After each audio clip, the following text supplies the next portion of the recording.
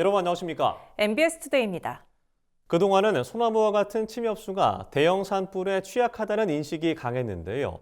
국립산림과학원이 최근 5년간 대형 산불 피해 지역을 분석한 결과 침엽수림뿐 아니라 화렵수림과 호남림 등 산림 유형을 가리지 않고 산불이 발생한 것으로 나타났습니다. 기후변화로 산불 발생 위험이 커지는 가운데 이제는 특정 수종 중심의 대책에서 벗어나 건조한 날씨와 강풍, 지형 등 다양한 요인을 고려한 대안이 필요하다는 지적이 나옵니다. 보도에 박선아 기자입니다.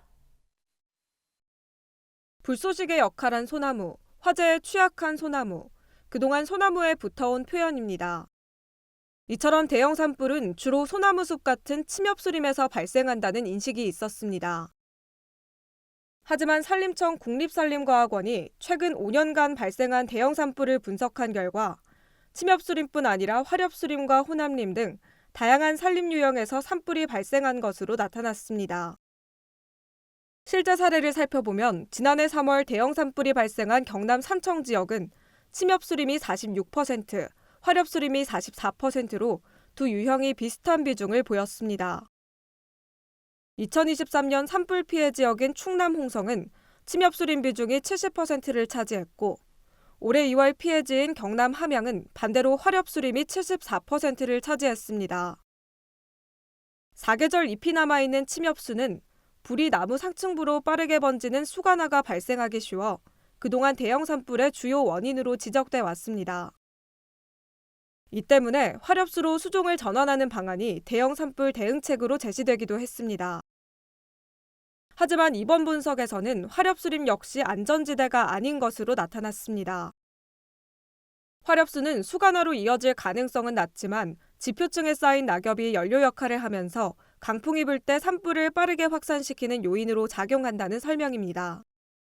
낙엽층 두께가 굉장히 높게 쌓이게 되고 공기가 잘 통하다 보면은 바람에 의해서 그런 것들이 굉장히 빠르게 확산이 됩니다. 그러니까 대형화 요인의 한 가지로 이제 그런 것들이 작용이 된다는 겁니다. 국립산림과학원은 대형 산불이 특정 수종이 아니라 건조한 날씨와 강풍, 지형 등 복합적인 요인에 의해 발생한다고 분석했습니다. 이에 따라 산불 대응 정책도 특정 나무 종류를 중심으로 한 대책에서 벗어나 종합적인 관리 전략으로 전환할 필요가 있다고 밝혔습니다. 원명수 국립산림과학원 산불연구과장은 나무 사이 간격을 확보하는 숲 가꾸기를 통해 수간화를 막고 침엽수림에 화렵수를 혼합해 산불 확산 속도를 낮추는 방식을 대안으로 제시했습니다. 또 산불에 강한 내화수림대를 조성해 확산을 차단하는 방안도 필요하다고 설명했습니다. 숲가꾸기 사업을 통해서 중간중간에 비워주면은 그 상층과 상층의 공간이 생기기 때문에 대형화를 막아주는 그런 그 역할을 해주는 겁니다. 내화수림이라고 있어요. 산불에 좀 강한 숲. 그런 것들을 조성을 해가지고 산불을 좀 저지하는 그런 역할도 하고요.